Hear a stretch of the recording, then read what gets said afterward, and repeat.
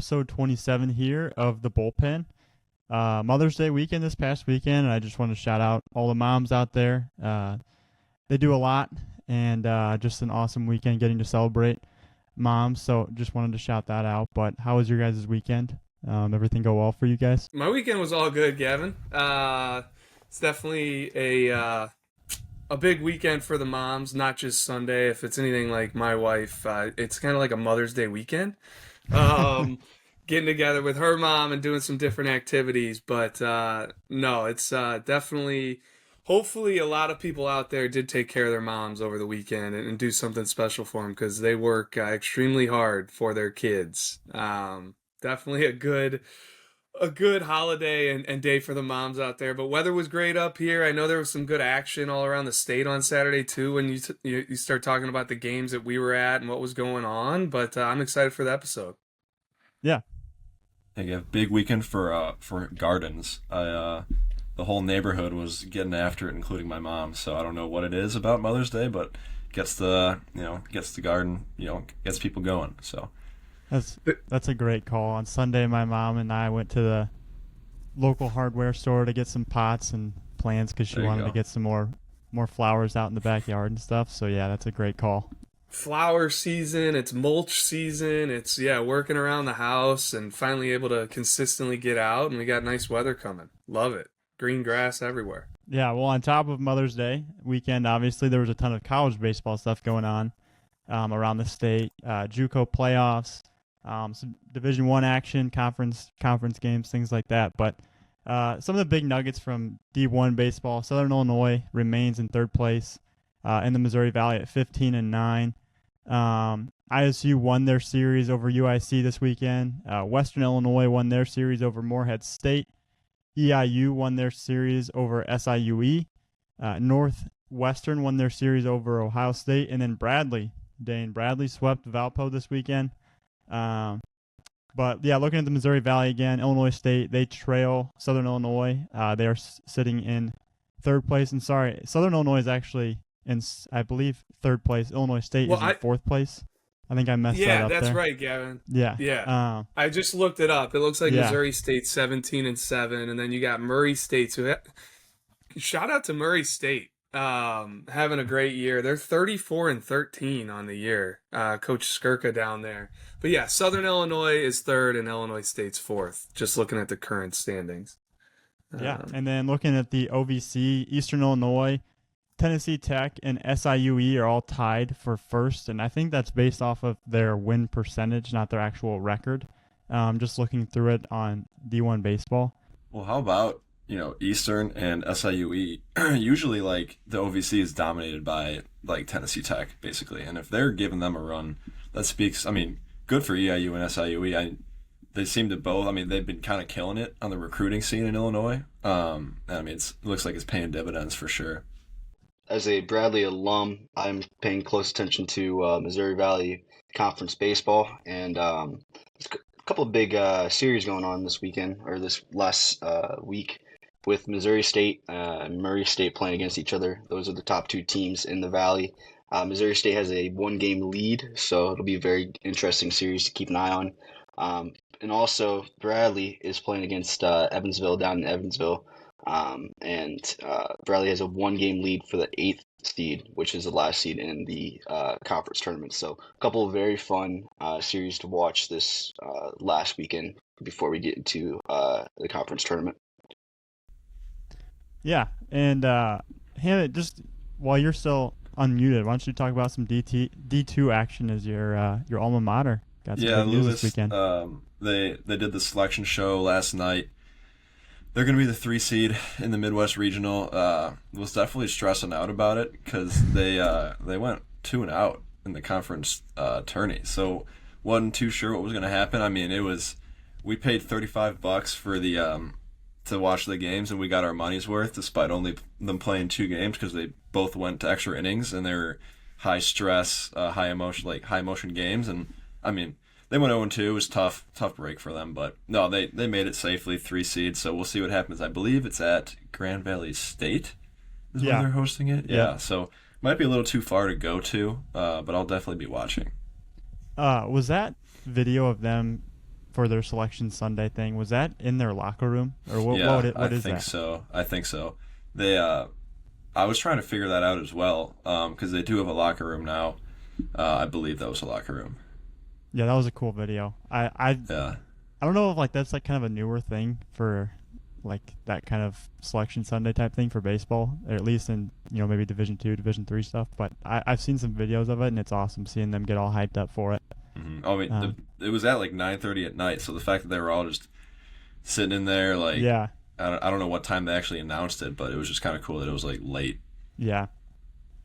Yeah, and Tyler, moving down to some D3 stuff, I see that you got some notes in here for some D3 action.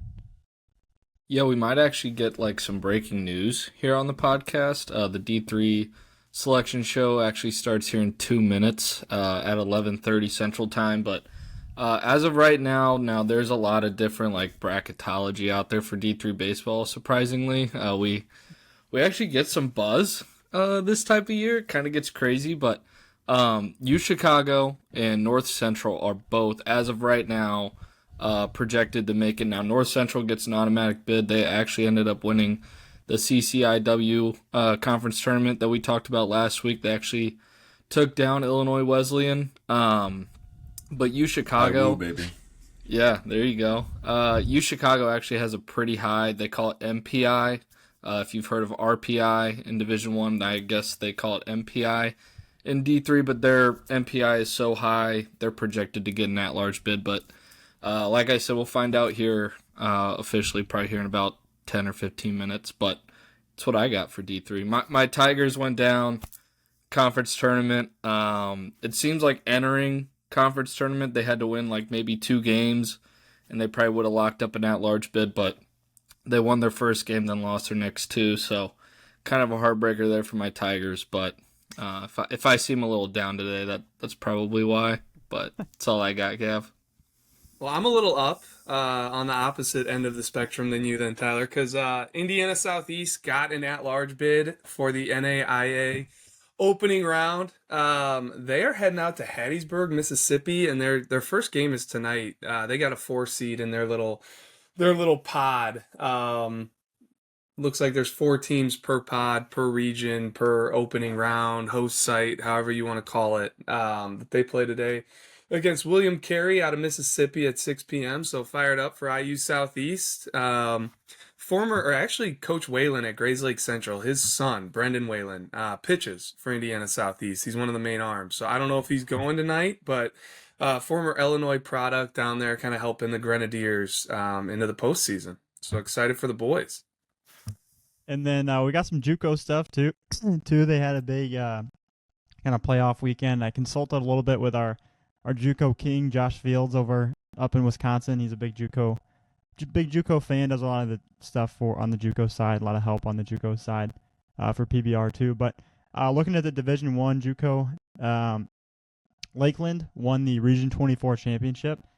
They came out of the losers bracket and ended up sweeping John A to get the win. And then Swick won the Region 24B championship.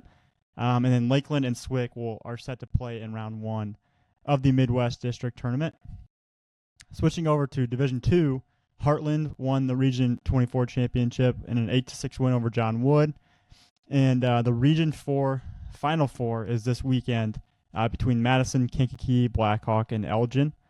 And then moving down to Division 3, Oakton won the Region 4 tournament. So some JUCO stuff there. We'll kind of keep an eye on it throughout the rest of the playoffs.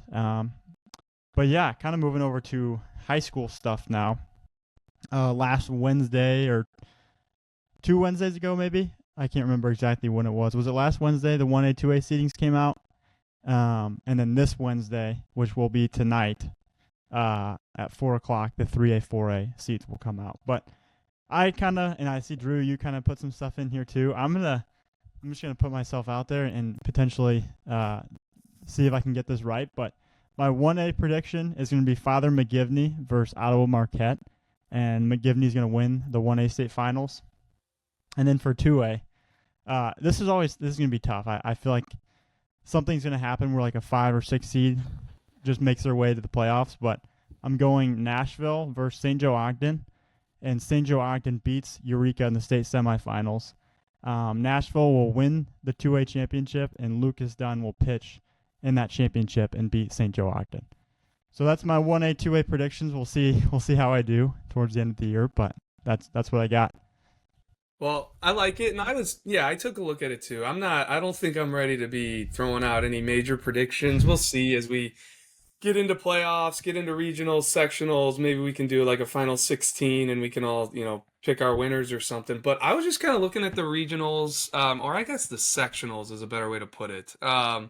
Just seeing, which sectional looked to be the most loaded to me, and what's going to be the toughest one to come out of. And I thought there were a lot of intriguing ones, just starting with like the 2A. That Decatur sectional I thought was pretty loaded.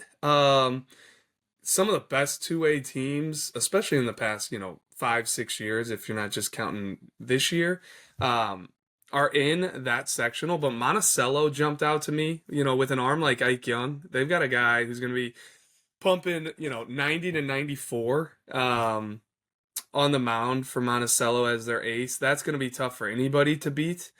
St. Joe Ogden, I feel like, is probably one of the deeper teams in the state. Like, they've got a number of guys they can hand the ball to, and offensively, they're one of the deepest groups in that class.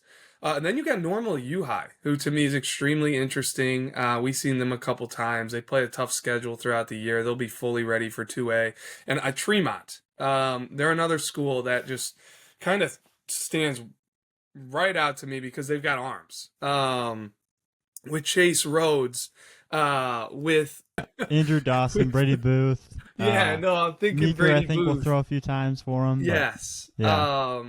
I just think they're a team that's going to be really, really hard to beat. They've been hot recently. They've collected a number of wins. I know Westville over there on the east side of the state, over by Danville, has had a good year as well.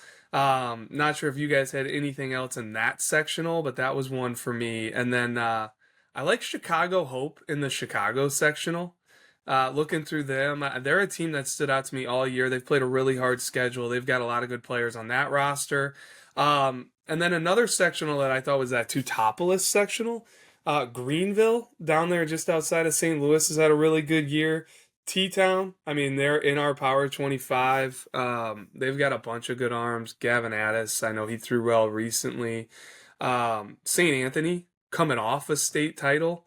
They're in that sectional as well. Roxana has had a good year. They've got a good arm kind of leaning the way. And then Columbia, I just feel like they're a school you can never count out. They're going to always play good baseball. They're no stranger to the postseason and that sort of thing. So that was kind of my 2A rundown. 1A, Harvest Christian sectional, just Harvest Christian in general. I think they have some of the best players in 1A. Obviously, Father McGivney, I think it starts, there as far as 1A schools and who's the favorite. They're sitting in our top 10 of the Power 25. But Harvest Christian, really talented. And then Ottawa Marquette. Like, how can you not, pay attention to Ottawa Marquette come playoffs? I feel like you can just basically book their name at state every year now, the way they've been trending. Knock on wood, not trying to jinx anybody over here. And then Arcola sectional, Gibson City, Mount Pulaski, Arcola with Tanner Thomas, Armstrong with Traxton Roberts. You got Salt Fork over there by Danville. That's always a tough team. Salt Fork's just a good athletic program for being like that smaller school. They're always good at football. They're always a team to watch. And then the Cobden sectional, Waltonville got the 1 seed.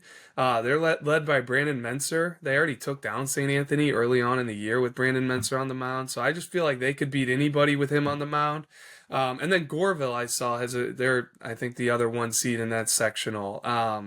They're no stranger to state. They haven't been in a while, but gosh, when I started this, started doing this in 2015, 2016, Goreville was kind of a power in the 1A and a team you would see at Peoria quite a bit. All right, moving down now to some Power 25 notes this week. Had some changes in the Power 25 with some newcomers coming in this week. So, Drew, if you want to kick things off, kind of, what do you got? Sure. We probably don't have too many updates left here for the Power 25 as we're closing in on on some postseason in the next few weeks, and once kind of regional championships start to go, especially for the 3A 4A, we will kind of just tone down our updates and wait till the end of the season. But man, most of these teams have close to 30 games under their belt now. So we're kind of getting there. We're getting towards the most important part of the year. Conference titles getting decided. A lot of big conference matchups this week. A lot took place last week.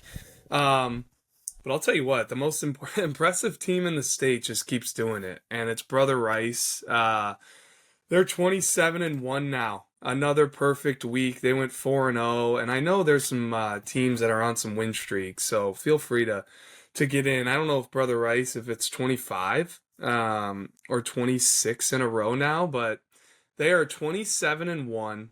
They took 2 from Loyola last week, 7-2 and 10-0, and then they also kind of made a huge statement with 2 wins over Providence as well. They won 5-2 and then 5-4.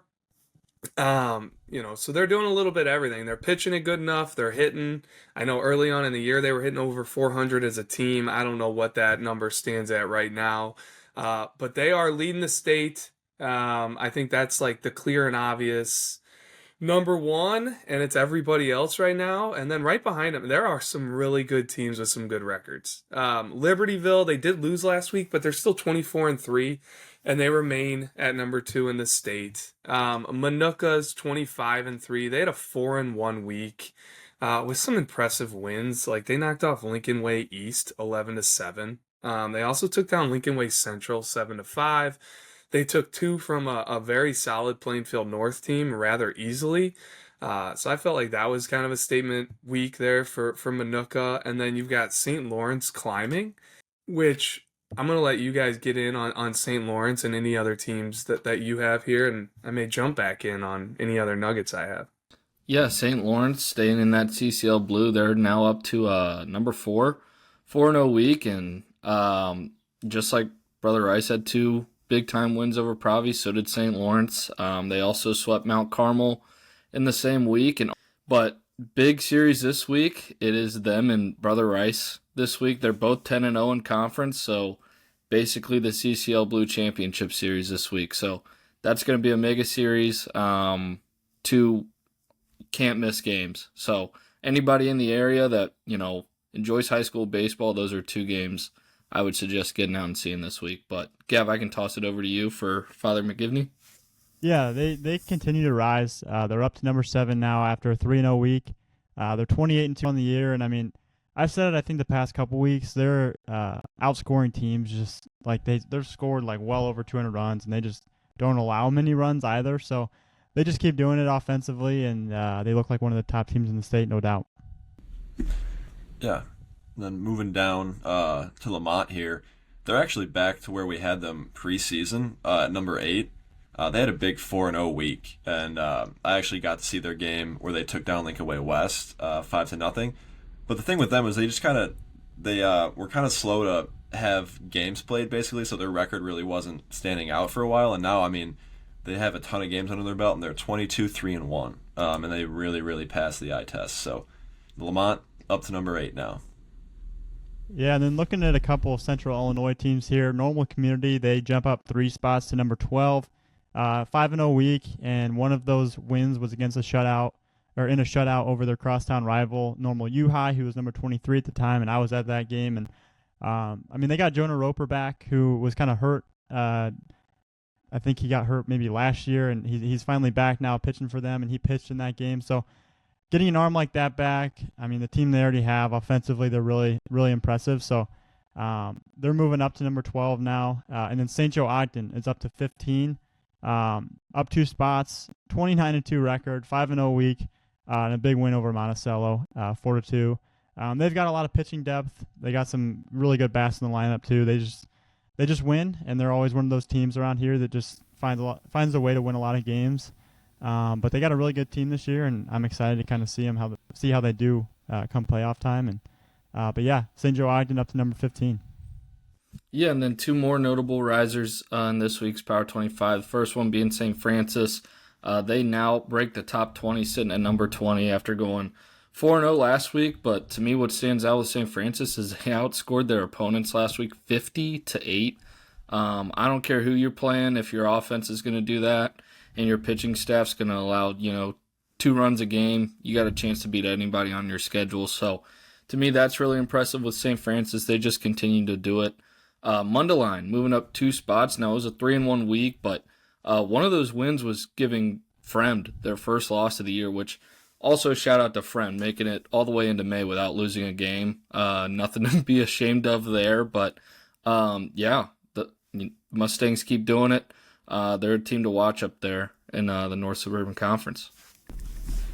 Yeah, I mean, one thing that I noticed while writing the story this week was all the win streaks that these guys are on. Some of these are mind-blowing. Like, we kind of already talked about Brother Rice. They're on a 25-game win streak.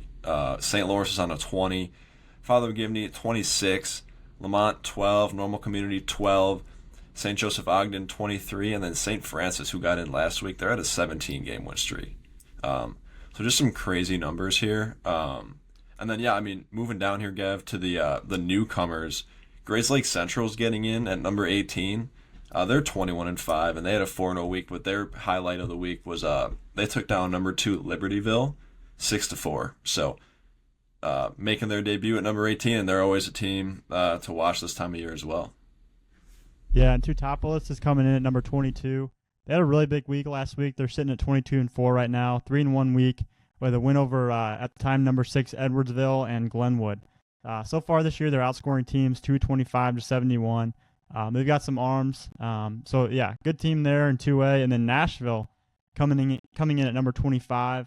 They're 24-1 on the year. They had a 4-0 week, and they are outscoring teams 217-59, and they are 9-0 in conference play. So good stuff there from 2 Southern Illinois teams. Kind of, I guess Teutopolis isn't really entirely Southern Illinois, is it, Drew?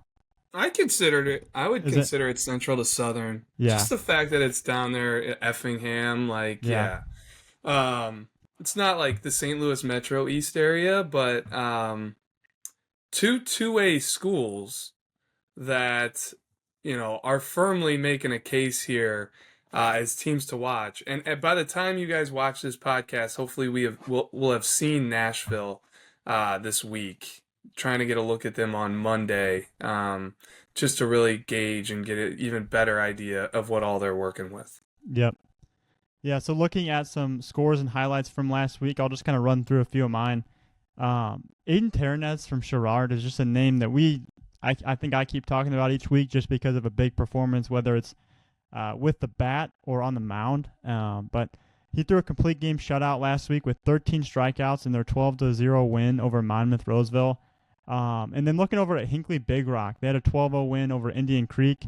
Skylar Janeski is a 2026 for them. He threw 5 and 2/3 innings, struck out 13, allowed 2 hits, and walked 3. And then at the plate, he also went 3 for 3 with a homer, 3 RBIs, 2 runs scored, 2 walks, and a stolen base.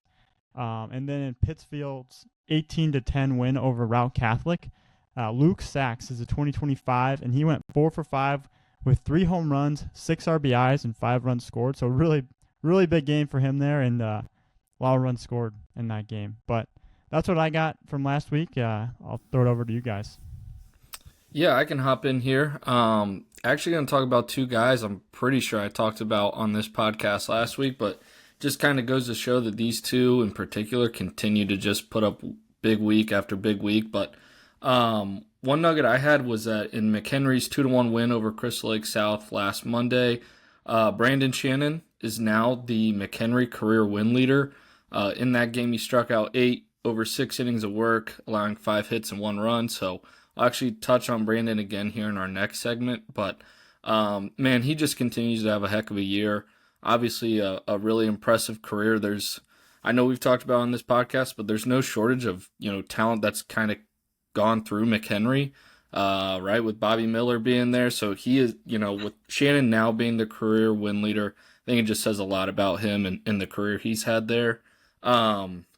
Next up in Triad's 1-0 win over Mascoutah on Monday, Hayden Bernruder, another guy who just continues to do it, and he did it on both sides of the ball again.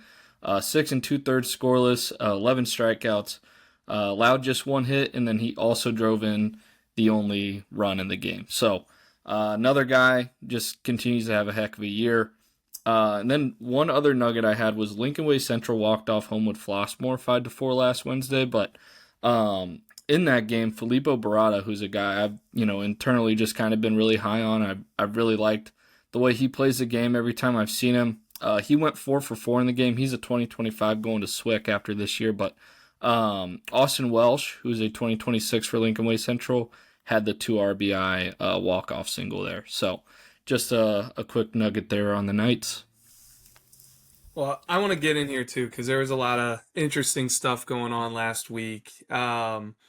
We had talked about St. Lawrence in the Power 25 and how good of a week they had, but I kind of just wanted to reiterate it. And they're now 24-3, one of the hottest teams in the state, and they're staying hot while playing in the middle of the CCL Blue Conference, which is typically not kind of when a team gets hot. So just kind of shows the kind of ball the Vikings are playing. But Jimmy Benson, a 27 left-handed pitcher, had a no-hitter through 6 2/3 over Mount Carmel on Saturday and a 9-0 win. I think Corey Less finished it off and got the last out of that win. But anytime to throw a no-hitter, that's impressive, especially for a sophomore lefty. Jimmy Benson, he's every bit of 6'7", long levers, loose whippy arm from a low slot, just tons of uniqueness to Jimmy. And if he continues to see that velo climb and can throw strikes, I don't know if the 6 2/3, if he hit a pitch limit there, that forced him to come out of that game, but he's a guy that we'll be eyeing. We'll probably need to go see him here soon if he's going to continue to deliver performances like that. But that was definitely something that stood out to me. Another thing that stood out to me, we did not talk about this. I was actually unaware of this, and it just kind of circulated via social media, and I caught wind of it this week. But on April 23rd, Eric Reges, the coach at Herscher, longtime coach there, he picked up his 800th win. Couple nuggets with that is he's only the 12th baseball coach in IHSA history to reach 800 career wins, and he's only the 8th one to do it while being at the same school. Staying at one school to pick up 800 wins. Only 8 coaches have done that in IHSA history. So really, really cool benchmark there, or just number to hit for coach. And shout out to him. Congrats. He's had a ton of good players. One in particular that's come through that I, am just thinking of off the top of my head is Tyler Stewart. For anybody out there wondering what good players have come out of Herscher, Tyler Stewart's still pitching in pro ball. I want to say he's up in the AAA level, but he went to Southern Miss, had a good career there, and now he's doing it in pro ball. And he is kind of like Jimmy Benson. I just talked about his frame.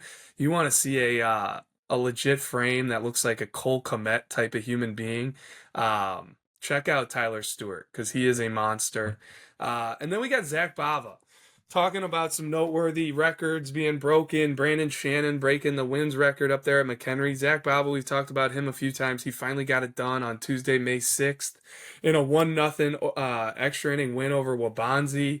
I think it was actually senior night there for Naperville North as well. Zach Bava delivered the hit to break the Naperville North all-time hits lead. He passed the Husky great Mariano Long. So shout out there to Zach Bava, committed to Illinois State, senior left-hand hitting catcher. Definitely thought that was a cool nugget that needed to be shouted out. And then Defaball, you mentioned it. Mundelein I think it was you that mentioned it, hands Fremd their first loss of the season. Last Saturday, a 4-0 win. Barris Brua, he's a senior lefty committed to Wisconsin Oshkosh, got the job done through 5 scoreless, scattered 3 hits, walked 3, and struck out 4. And that huge win for Mundelein, who's now sitting at the back end of our Power 25 and up a couple spots. And then Prairie Ridge, just for everybody out there, people need to know it's Coach Pecoraro's last season.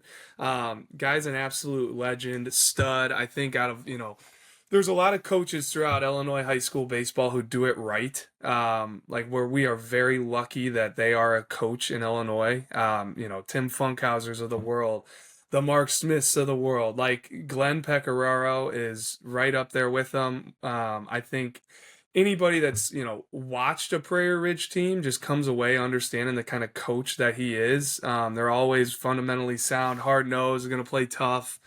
Um, but this is his last year, and he's surpassed 500 wins in 2023. I don't know his exact number right now, but he's won 14 region championships with Prairie Ridge. They finished fourth in Class 4A in 2014.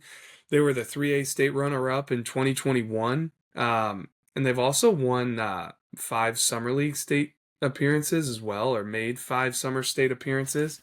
And back in January of 2020, he was inducted into the IHS BCA Hall of Fame. So cool stuff there for Coach as he kind of makes his last go around here. And he's doing it with the right team. Like, they are a senior laden team with all kinds of talent.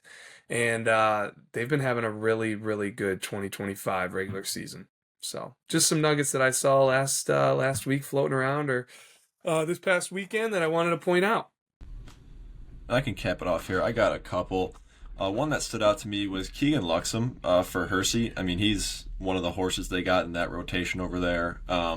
He struck out 11 out of the 12 outs in a 4-inning complete game. So that's always impressive. Being a pitcher, I know those lines tend to stand out. And then Josh Holst, another pitcher, he struck out 11 in 4 innings as well. And then he also hit 2 home runs at the plate. So doing it a little bit on both sides of the ball. And Holst, I mean, he's an arm first and foremost, but he does really look the part with the bat. Super physical left-handed hitter. I think if he wasn't going to Air Force to pitch, that kid could probably play college as just a position player, first base, left-handed hitter. So yeah, 2 really good weekends there for 2 good outings there, I should say, for both those guys. And then I can move down, Gav, if you want us to go to pitcher and player of the week here. Yeah, go for it. Yep. Okay, so let's go with, I'll do the position player of the week first. Gavin O'Neill, Harper commit. He's coming off, basically, I would say, probably the week of his career. I mean, maybe I'm speaking too soon for saying that, but he went 10 for 13 with 3 doubles, a triple, and 2 home runs. He also had 9 RBIs and 6 runs scored. But the thing that really kind of sold us on him was he hit for the cycle. He also earned the win on the mound in the same game. So we thought that was pretty cool, pretty noteworthy. And then Lucas Grant, he won our pitcher of the week. It was kind of, I mean, I don't want to spoil too much, but it was kind of between like him and Brandon Shannon, which was how it was the last time Brandon Shannon won. It was kind of those two against each other. So Shannon got one. Now Grant gets his. But he dominated against Nazareth. That lineup, super potent, so that really stood out. But he struck out 15 in 6 shutout innings, so with also no walks. And he threw 62 of his 85 pitches for strikes. So just a super, super impressive outing there. And yeah. Well, and Hammy, you mentioned like him fighting Brandon Shannon for who's going to win it. Mm-hmm. And I think every week we've had tough calls. Yeah. There's always 2, 3, 4 guys that are fighting for it. And you're looking for, okay, what separates Lucas Grant? Like, why did he win it over Brandon Shannon? And to me, it was like the opponent that he did it against. You know, he did it against Nazareth in a conference game. You've got Landon Tomey committed to Tennessee. You got Jaden Fauski committed to LSU in the same lineup, let alone a ton of other good players. Colin Roche, like Naz has a very, very solid lineup. So that to me just kind of separated it and spoke to just how good Lucas Grant was and how good he's been. Like I would say over the last month, he has really been one of the best arms in the state. And there's been a number of guys that have been kind of pushing their name towards the top of like all states. Like who do we need to pay attention for all states? But for player of the year, you know, we're getting to that territory too, to where we're starting to dwindle down those lists and start to narrow in on guys. And kudos to Lucas Grant, keep doing it. I know JCA will need you come playoff time. Yeah, I mean, he's kind of elevated himself as a prospect as well. I mean, I've heard that he's up to 93, and people really like the changeup. I mean, he's just got a lot of things going for him right now, so hopefully he can keep it going. I know he's trying to get to that 100 strikeout mark before the end of the year, so, I mean, if anyone can do it, I think it'd be him. Okay. Well, and you talk about his pro status or his prospect status, and he's left-handed. He's always thrown a ton of strikes. He's a quiet competitor, never shows emotion, holds velo. Like, there's a lot going for him, and I'm sure Purdue is hoping that he just kind of chills on that velo a little bit. Like don't pop a 95 or a 96 this spring so that he can get on campus at Purdue and be a Boilermaker. But, yeah. awesome stuff for Lucas. Has just always seemed like awesome kid, works his tail off, and just continues to get better. Yeah, and taking a peek at some Diamond Notes nuggets from last week. A couple for me. Max Heineman went 13 for 17 last week with 2 doubles, a triple, 6 RBIs, 7 runs scored, and 2 stolen bases. Omar Avalos down there at Father McGivney went 7 for 12 with 3 doubles, 8 RBIs, 7 runs scored, 7 stolen bases, and 4 walks. And then he also had 7 putouts and 4 assists defensively. And then Gavin Aubrey at Rock Island Alleman, 7 for 11, 3 doubles, 5 RBIs, 5 runs scored, 3 stolen bases, and 3 walks. So good stuff there. I feel like we've seen Avalos' name in the round or in the Diamond Notes quite a bit, as well as Gavin Aubrey. So good to see them continuing to do well. Well, and Max Heineman just absolutely dominating this week, and it Yep. leads, normal communities up 3 spots in the rankings, and Max has been a huge reason why. Like that, just having him in the lineup with Drew Stevens playing catcher, first base, like switching on and off, that's huge. And then, I mean, you're sitting here talking about Omar Avalos, like that's Father McGivney. They're number 7, in the state, and you got Omar Avalos, who's a no doubt center fielder, can go get it. I love that they mention the putouts and assists in there, because I feel like that's just something that doesn't get mentioned enough when you start talking about player of the week or even these Diamond Notes. It's like, okay, offense is great, but who's doing it on the bases? Who's doing it defensively? And Omar, I mean, we've seen him a bunch. Like, he can flat go get it in the outfield. So I love that little nugget there. Yeah, and then 2 arms for me that really stood out that I've actually seen both throw this spring, but said it earlier, but Brandon Shannon continues to just dominate this year. Threw a no-hitter against Burlington Central, 7 innings pitched, no runs, just 2 walks, but 12 strikeouts in a conference game there. And then Braden McKendrick, seems like he's really just taken over the ace role for Brother Rice, and no better time, right? That's kind of when you need these guys to get hot, is here as we get into May. We're getting into tournament time, but McKendrick fired 5 innings, scoreless, gave up 1 hit, 1 walk, and struck out 9 against St. Rita. So shout out to Braden and Brandon there. Yeah, and Braden's an uncommitted 2026 left-handed arm. That's been upper 80s for us in bullpen settings and stuff like that. Pitches more like 83, 87 probably when we've seen it in game. Another arm that I wanted to shout out was Sandberg. They've knocked off some good teams this year. One of the reasons being was Peter Jersenko. He's another 2026 uncommitted. He's a right-handed arm, but he threw a complete game shutout against Andrew. Went 7 innings. He allowed 3 hits, 2 walks, struck out 6. They ended up winning that game 4-0. But really, they seem like they could kind of knock off anybody when Jersenko's taking the ball. And then Liam Dara, first baseman, right-handed pitcher for Batavia, another uncommitted 2026. He had 2 home runs, 4 RBIs in the same inning against Wheaton North. It was the 6th inning, and it just stood out to me because hitting 2 home runs in 1 inning, like that's gonna stick out enough. But it was part of a 11-run 6th inning that they went into down 8-0 in the game, and they came back and won that game. Dare had 7 hits on the week last week with a double, 3 home runs, and 8 RBIs. But yeah, 2 home runs in 1 inning. It was part of an 11-run inning, and it helped Batavia come back and win 11-8. Actually, I don't know what the final score was at. No, the final score was 11-8. So that held true for the rest of the game. But Liam Dare, awesome performance, awesome week out of you, young man, and keep it going. Yeah, well, let's move down to some game covers from last week. I know we were at a lot, especially on Wednesday. But, Dane, why don't you get into your game on Tuesday with Tremont and Delavan? Yeah, I saw Tremont win 10-0 at home. Chase Rhodes came away as the MVP of this game. He threw a 5-inning complete game shutout while striking out 7 batters, allowing 1 hit and 2 walks. Rhodes did all of this in 71 pitches with a 71.8% strike percentage. His fastball sat 87-89 while topping out at 90 with arm side run. Mixed in a slider that sat 72-75 with depth and sweeping action. Also showed a curveball that sat 67-69 with sharp actions. He continues to be a 2026 that we keep our eye on. The key moment of this game is Blaine Williams launching a 2-run home run in the bottom of the fourth to give Turks some more insurance runs. Hunter Smith followed up with an RBI single in the center field, and then Chase Rhodes would drive in the final run with a line drive into left field that would end up being an error. That was kind of the icing on the cake for them. A prospect highlight I'd like to shout out is Griffin Meeker, 2026 shortstop for Tremont. Meeker went 2 for 3 with a double on Tuesday. Operates from a wide balanced base, loose, fluid hands with a compact swing. Showed pull side power throughout the game with a gap to gap approach.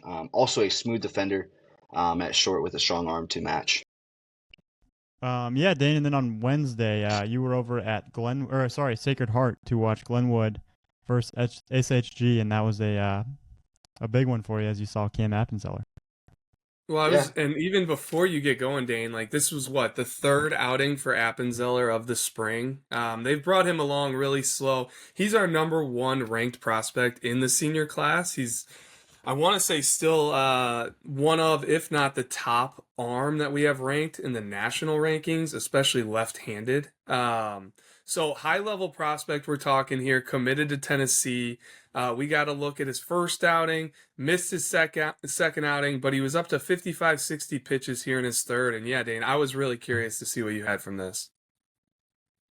Yeah, so Glenwood came away with a win for this game, 7-3 victory over Sacred Heart Griffin. The MVP of this game was Dylan Huff. Huff impressed at the plate. As he went 2 for 3 with 2 extra base hits, including a home run. Showed a gap-to-gap approach, strong hands with a compact swing. Showed off his pull side power with a 2-run home run. Also hopped on the mound in relief and threw 87-89. That 87-89. The key moment of this game was Linwood got the scoring started in the top of the third with Huff collecting an RBI double into left field. And then in the next at bat, Colton Nodler, their catcher, drove in a run with an infield single. And then Cameron Appenzeller drove in the third run of the inning with a sac fly. A couple prospect highlights I'd like to shout out is Appenzeller, who struck out 5 batters through 4 scoreless innings, allowing 4 hits and no walks. Has a very repeatable swing, very repeatable delivery with easy actions, long, clean arm action from a low 3/4 slot. Fastball set 89-91 while topping out at 92. Mixing a slider that sat 77-79 with depth and sweeping action. Showed a changeup in between innings that sat 81-82. And then, as I stated, Appenzeller went 1 for 3 with a double while driving in a run with a sac fly. And then another guy was Grady Mueller. He was just on the barrel all day. Was a very important part of Glenwood's win. He went 3 for 3 with 2 extra base hits. Strong hands with the compact swing, whole fields approach. Just showed a strong arm during pregame as well. 2026 name to keep an eye on for that Glenwood team as well.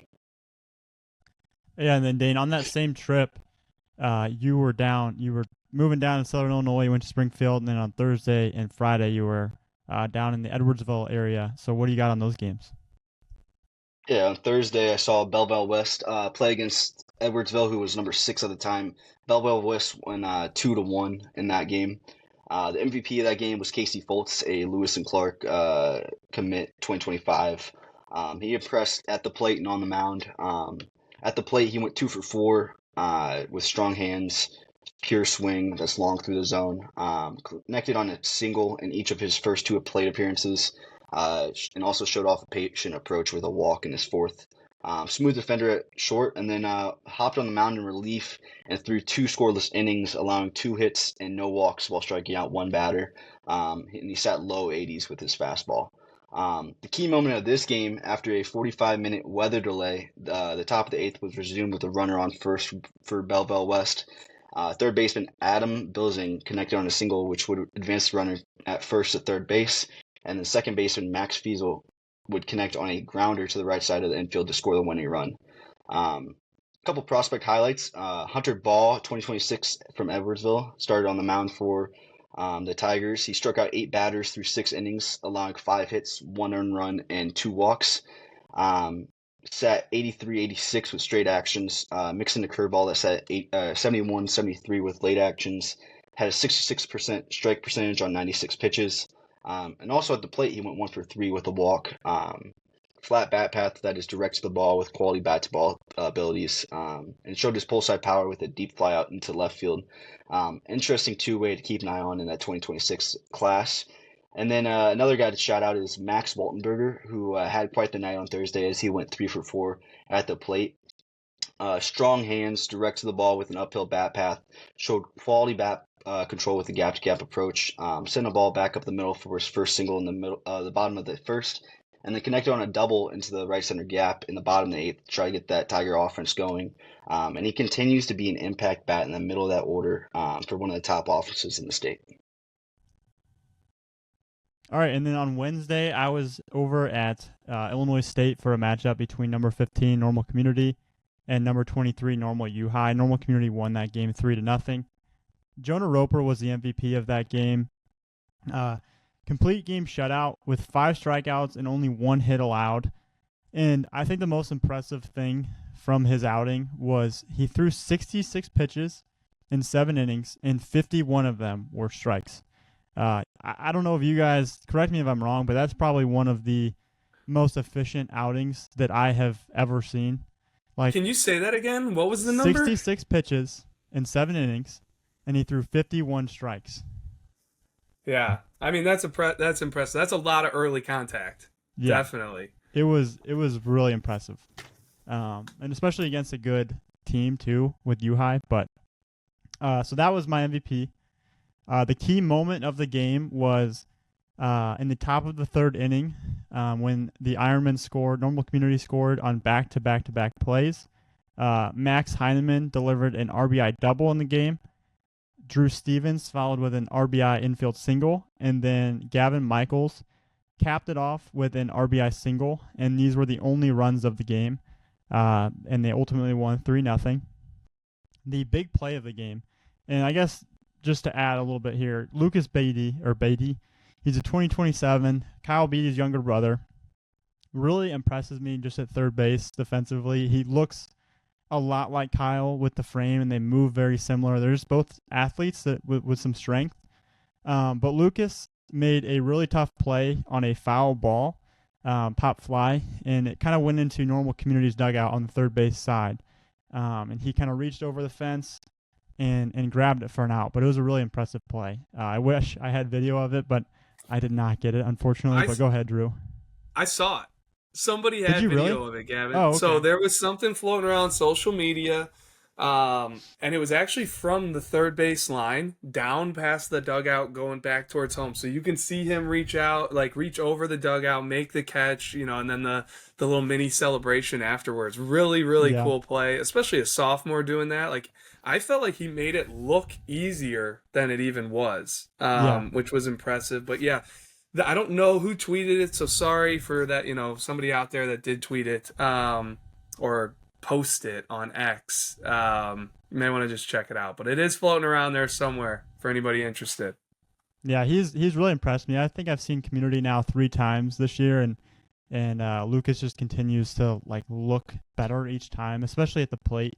I think defensively is where he's really impressed me so far this year, but then at the plate, it's just a pretty compact swing with strength and kind of power. But my prospect spotlight from this game, giving a shout out to catcher Drew Stevens, committed to Valpo, and I think the thing that really impresses me with Drew is just that defensively he just continues to get better. Like, he's got a strong arm behind the plate, and it just plays on a line. It plays true to the bag. I got a 207 pop in between innings. But just again, I just love the way that it plays. It really goes right to the bag, and it's accurate. And then he works hard behind the plate. He's a communicator. You can tell he's kind of like their vocal leader when he's back there behind the dish. And then at the plate too, I know he has been ticking up at the plate, showing some really easy power from the right side. I did not see that in this game, but I just know that he's been doing that this year for the Ironmen. So that's Drew Stevens. He's my prospect spotlight, 2026 committed to Valpo. But that is my game on Wednesday. Normal Community won 3-0. But just one thing I wanted to note too is with it being a crosstown rivalry at ISU, it was kind of a later game, started at 6 p.m. if I remember right. But it was awesome. The community showed up. A lot of people at that game. ISU was packed. It was chippy back and forth, but in a good way. So I really enjoyed it. It was awesome seeing the city of Normal come out and watch some baseball on a Wednesday night. But that's what I got on my game. So Hammond, I'll toss it over to you. Yeah, thanks, Gab. I saw JCA and Marist, so trying to soak in some ESCC action while we can before it is no longer conference. But JCA won that one 6-1. Hammond, can I actually hop in real quick? Sure can. So we'll get to this later, but I went out to NAS Saturday. I was talking with Coach Milano before the game, and actually the ESCC being no more is starting in 2027. I think we've been saying as soon as next year, but they are officially going over to the CCL starting in 2027. So Gotcha. Just want to throw that out there. Appreciate that. We still got to soak in as much as we can. But so for this one, like I mentioned, JCA won 6-1. My MVP is going to be just JCA's arms. It was Ian Campbell and Brady Tunkel. They combined for a one-hitter. So Campbell, he was the starter. He threw 4 1/3 innings, just allowed the one hit, and he walked 5 and struck out 7. And then Brady Tunkel, he was in relief. He threw 2 1/3 innings with 1 strikeout, no hits or runs allowed. The key moment in this one, it was a pitcher's duel for a long, long time. It was knotted at 1 in the 5th, and then the Hill were able to grab the lead for good. Lucas Simulik, he played a run on a fielder's choice and made it 2-1. And then Ryan Yursich followed with an RBI double, and it pushed it to 5-1. And that was kind of, that was really all they would need, but they would add another one. In the bottom of the 6th, an RBI single from Matt Simmons, who played a Johnny Kurbis, who singled earlier, and it made it 6-1, put the game out of reach. But my prospect spotlights in this one, I'm going to have to go with Ian Campbell for one. He was sitting 90-92. It's a big fastball. It's right at you. He's a big-time football prospect as well. He's an edge outside linebacker, I believe. He can really, really move for that size, like down the mound. It's super athletic. I'm a big, big fan. Like I said, 90-92, it was a little bit effectively wild. Like the 5 walks is maybe not as, it makes it seem worse than it actually was from like a strike standpoint, because I thought it was competitive. And he showed a little changeup too in the low 80s and a slider around 80. Slider's kind of developing spin still, but if he can get a true second pitch, he's getting out with just the fastball right now. Like he doesn't need a second pitch, but if he did, I think it would take him to an even higher level. But I'm also going to mention Aiden Flynn here. It was, I think, my first look at him ever in person, actually. And I came away really impressed. He's every bit as 6'6", held upper 80s. I had him up to 89. I know a scout next to me had a couple 90s, but he was holding upper 80s with sink and command of the arm side. It was just like a ton of downer angle on it. I really liked the fastball. I thought it paired really well with his slider that was playing kind of in the 75 to 79 mile an hour range.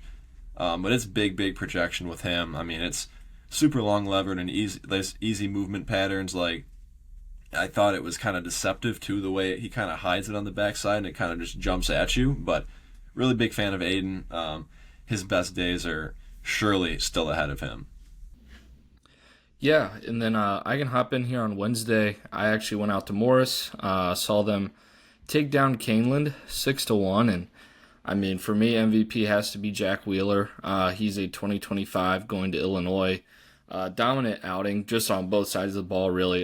He got the ball to start on the mound, and he shoved. Thought he threw the ball really well against Caneland. A ton of strikes. His line, he got the win. 6 innings pitched, 4 hits, 2 walks, 1 run. It was unearned. And then 6 strikeouts. And then with the bat, which is kind of what he's known for. I want to say he's up to maybe double-digit jacks this year, or he's close. But 2 for 4, double, 2 RBIs. Feel like when he hits the ball, it's loud almost every time. But, man, also leads into my turning point of the game. Top of the 6th, right? Caneland finally gets on the board. They've got the bases loaded, 2 outs. Guy right before this final out gets an infield single. Okay, Caneland's starting to get some momentum and work their way back into the game. And Wheeler comes up with a big strikeout to seal the deal of that inning and really just leave the momentum there. And from there, Morris was able to take care of business. Prospect highlights for me, really like 1 through 6 of Morris's lineup, like they all raked when I was out there. Zimi Baftiri, 2025 going to Evansville. Brett Bounds, 2025 going to Purdue Northwest. Baftiri plays shortstop, plays a good shortstop. Bounds, center fielder. Really big time arm from out there, I thought. Griffin Weirs, 2025 going to Lewis. He caught for him. Liked what he did, both with the bat and behind the dish. Colin Pfeiffer, 2025 going to Purdue Northwest. Left-handed hitter, was their DH. All over the barrel. Thought he took really great at bats as well. There was this one at bat. It was like 8 or 9 pitches. He's fouling stuff off. Finally draws a walk in kind of like a big spot. Just, pass the bat to the next guy in the Morris lineup, and they just continue to produce. Mick Smith, 2027 for Morris. He had a couple knocks. Moving over to Caneland, Cannon Baxley. This guy's kind of been tearing it up all spring for them as a freshman. Liked what I saw. Now listen, like he didn't light up the stat sheet, but just from like a prospect perspective, like really liked the actions on the infield. With the bat, he's a right-handed hitter. I felt like his first at bat, he was maybe a little overmatched by Wheeler, but he really seemed to settle down, and I thought he made some sort of adjustment at the plate, because after that first at bat, it looked like he was holding his own against Wheeler. Then Preston Popovich, 2025, he's going to Benedictine, playing third base for Caneland, and like made all sorts of great defensive plays over there. For me, I think the biggest play he made was one he didn't actually make. It was there's this foul ball over on the third baseline, goes into foul territory, just gets over the fence and like just passes outstretched glove. And like to me, it was like, wow, that was kind of big time. Like I know he didn't make the play, but for him to be that close, he to show off the range and to get over there, and then he almost came up with the play. But to me, thought he was just awesome defensively. He made a couple diving grabs over there at third base as well. And one was in a key spot, I want to say. Morris had guys in scoring position and, kept the ball in the infield and kept those guys from getting hits. So, that's what I got. And then moving over to Thursday, Tyler, I know you were out to catch Naperville Central, Mattea Valley. What do you got on that game? Yeah, Naperville Central took down Mattea Valley 7-5. For me, it was cool. Never seen either of those teams play yet since I've been doing this. But MVP for me is Colin Hay, center fielder for Naperville Central. He went 2 for 3, had a double, a walk, and 3 RBI. And obviously those 3 runs he drove in loom large when you win by 2. But for me, turning point in this game was the 4-run first inning that the Red Hawks put up in the first inning.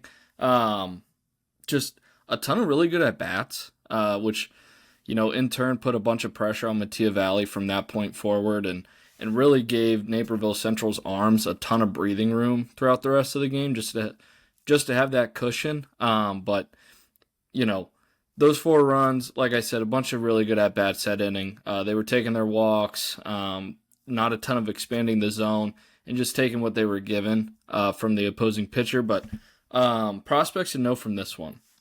Troy Cashel, he is the first baseman for North Central. He's a 2025. He's actually going to North Central to play football. And it's easy to see why. He is a very physically imposing kid on the baseball field. Matt Riley, catcher for Mattea Valley. He's a 2025 going to Illinois Tech. Really liked it behind the dish. And then offensively, he leads off for the Mustangs and was really all over the barrel to the pull side in this one. But defensively, thought he really looks apart back there. He had a couple throws down to second where he wasn't rewarded on the stat sheet, but it seemed like if Mattea Valley's arms could just hold the run game just a smidge better, he probably would have thrown out a couple guys Thursday night. Tyler Gluding, 2027 from Mattea Valley. He is currently ranked very high by us, and with the bat, man, it was really impressive. He's actually a two-way, but left-handed hitter, all sorts of feel for the barrel, and uses the whole field, just ton of bat to ball there. He was also up to 91 in the outing as well. And then both shortstops. Cooper Page for Naperville Central and Armand Shaw for Mattia Valley. Shaw is a 2025 uncommitted, and Page is an uncommitted 2026. I just feel like both of them played shortstop really well. Ton of smooth and natural actions. Felt like there were a couple times, for Naperville Central where runners on base, there'd be a ground ball, critical spots in the game, and Page would just look very like he could slow the game down and just play on time and make plays look easy and routine over there. So that's what I got. If you want any more in-depth breakdowns on these guys, just a reminder for everyone that we do publish a scout blog from every game we go see. So just want to throw that out there. All right, and then looking over at Friday, Dane, I know you were still down in that area, and you saw Highland and Teutopolis. So what do you got there? I saw Highland pick up the victory over Teutopolis 6-3. The MVP of this game was Nolan Hutchins, who came out of the pen for a multi-inning save through 3 shutout innings, allowed 1 hit, 1 walk, and struck out 4. The key moment of this game was Garen Stone driving in the first run of the game on a fielder's choice.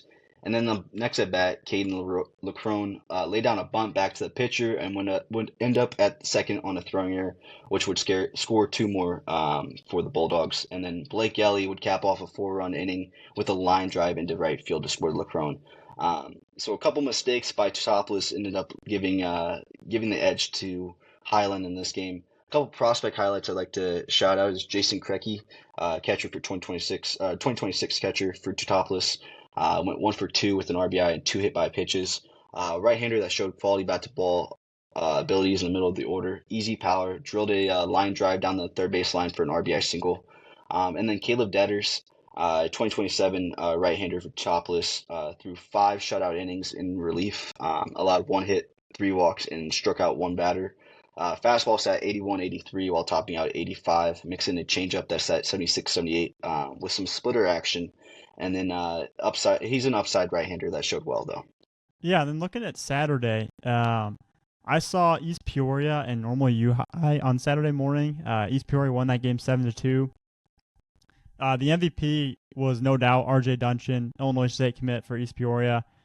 2 for 3 in the game with a home run, a triple, 2 RBIs, 3 runs scored. And then he also threw an inning in relief there at the end. He closed it out. Kind of his bullpen to get ready for this week. But he's up to 90, and the slider is just still really, really good. Very sharp, swing and miss type pitch. But just brief look there at Duncan on the mound. And then the key moment of the game really was the first 2 innings. The Raiders scored 5 runs in those 2 innings, and it really just set the table for that game. It kind of almost, you could kind of tell like it just really hurt U-High, their squad kind of like just going down 5-0 early. So that was probably the key moment of the game. And then prospect spotlight, Jackson Aarons was my prospect of the week, I believe a few weeks back. Really impressed with him again. Just the frame, the athleticism. Went 1 for 4 at the plate, scored a run. Like it defensively at shortstop. And he's a 3-sport guy, plays football, basketball, and baseball. I think there's still a lot more to come. He looks pretty young, but another guy, third baseman, Griffin Meyer for U-High. He's a 2026. Went 2 for 2 in the game with a double, a run scored, and a walk. Right-handed hitter, pretty easy swing, pretty compact, pretty short to the ball.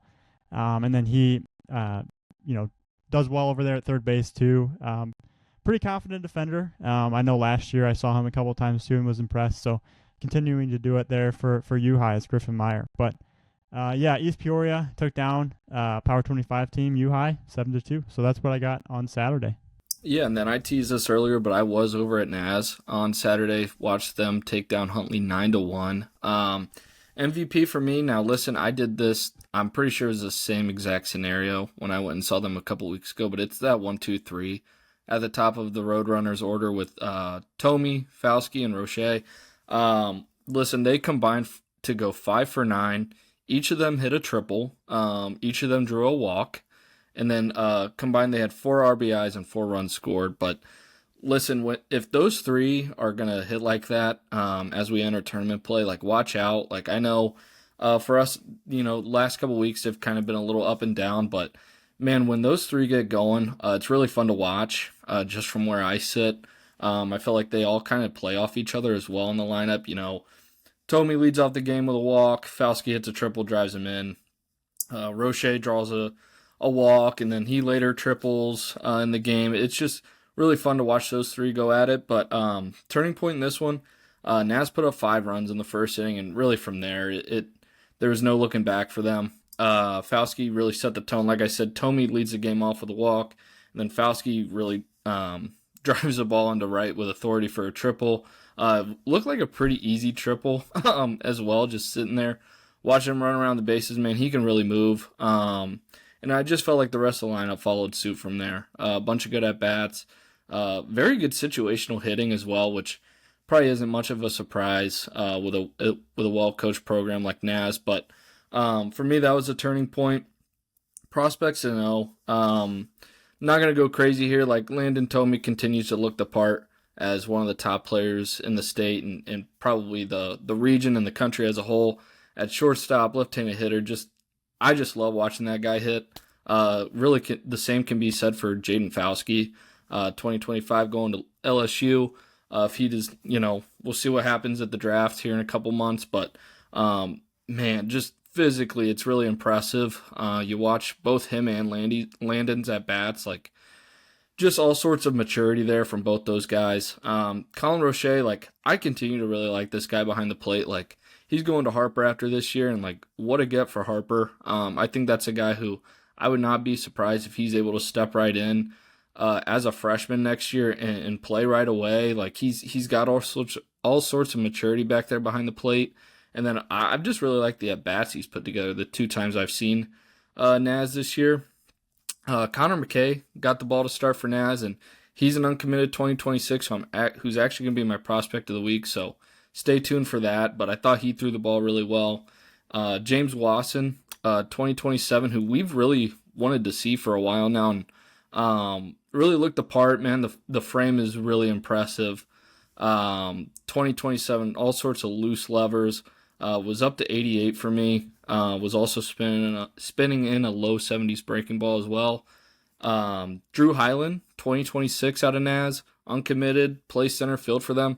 Thought he took some really good at-bats from start to finish in the game. Want to say he finished 2 for 3 with a double.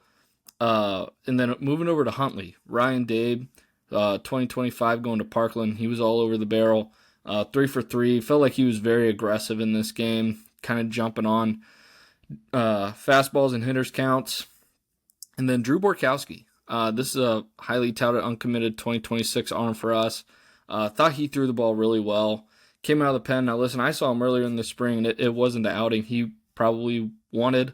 But man, the adjustments it looks like he's made since then, that was probably a month ago now, to this past Saturday. Really impressive. He was running up to 90 with his fastball, kind of living in that 87 to 89 range. Spinning in a tight slider for strikes. And then I've always been very high on his changeup. It was again more of the same with him with that pitch. So three pitches. To me, it's a starter profile at the next level. So thought he threw the ball really well. So that is what I've got. I can cap things off here with my game on Saturday. I saw number 14 Lamont take on number 10 Linkaway West at Linkaway West, so a Power 25 matchup. And Lamont actually won this one 5-0. So my MVP is going to be Shea Glotzbach, a senior. And he's going to Missouri St. Louis. He threw the whole game, complete game shutout, just allowed 2 hits, walked 2 and struck out 8. And then he also went 2 for 3 at the plate out of their 3-hole with a sac fly. So did a little bit of everything. Good for Shea. And then the key moment of this game, Lamont was able to grab the lead in the second inning, and they really never looked back. I mean, Shea was in complete, he was completely dominant. So all he really needed was 1. But Rocco Luciano, a Trinity commit, he delivered a 2 RBI double to the left center gap and made it 2-0. And then Glotzbach, in the 5th, he would add 1 on a sac fly. And then Grady Garofalo, a junior, he would follow with a 2 RBI single that made it 5-0. But my prospect spotlight, I've got to go with Shea. So I was watching a bit of the Missouri St. Louis and Lewis game, because they faced each other in the first game of the GLBC tournament, and it seemed like almost all the arms that Umsel was running out were low 90s at least. And so Shea, he was sitting 88, 91 early, and was still hitting 90 in the third inning. So he should fit right in there, and I think he has a chance to get some innings early on. He was also spinning a low 70s breaking ball. But the thing to me that really stood out is he wants the ball. Like, he is a competitor. He was going right after guys. It was a great look at him. And he looks the part in the 3-hole as well. He can swing a little bit from the left side. But moving over to Lincoln Way West here for a second, I got a good look at Jackson Mansker. I really liked the hands and the defense on the infield over at third base, and I thought the swing, it is a little longer swing, but it's fluid. There's some length through the zone, but he's going to be a good prospect to follow this summer, so I'm going to throw that out there. But then hopping back to Lamont for a second, Brett Tucker, he really looked the part at shortstop for me. I think he's a true middle guy at the next level, whether it's shortstop or second base. That'll probably be decided, a little later on in his career, but true middle guy. There's range.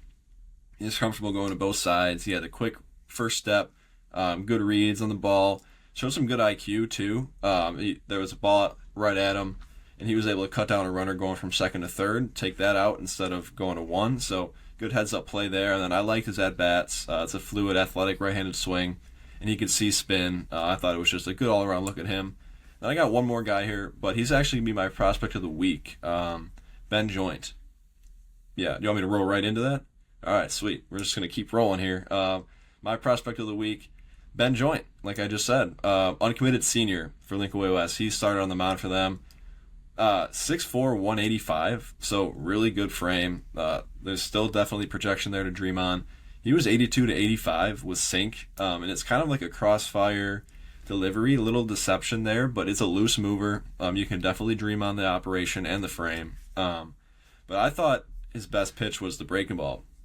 73 to 76, all sorts of confidence, threw it for strikes both to righties and lefties, so really didn't matter who was in the box. It was a little slurvy at times too, with like some two-plane depth to it as well, but it was definitely sharp, and he had a ton of confidence in it, and he can land it for strikes and it put hitters away. So, he's a surefire college arm that, I couldn't believe he was uncommitted. I guess he took a year off last year is kind of what they were saying, but he's back, and he is a very interesting arm. Yeah, and then I teased this earlier, but my uncommitted prospect of the week is going to be Connor McKay out of Naz. Saw him throw Saturday. Ton of upside here, in my opinion. He's 6'2", 174, high-waisted frame. I think there's still a ton of room for growth there. But loose and easy operation, like no head whack or anything when he throws. It like the first inning, it was 87 to 89, and it could not have been a more easy 87 to 89 that first inning. As the game went on, he pitched more at 83 to 86, but spun in a slider at 75 to 78, and like for me, felt like that pitch just got better as the outing went on. It wasn't as crisp the first couple innings, but man, inning 4, inning 5, like I felt like he was really starting to get on top of it and get it over for strikes. But he spins it at an above average clip at 2,400 plus RPM.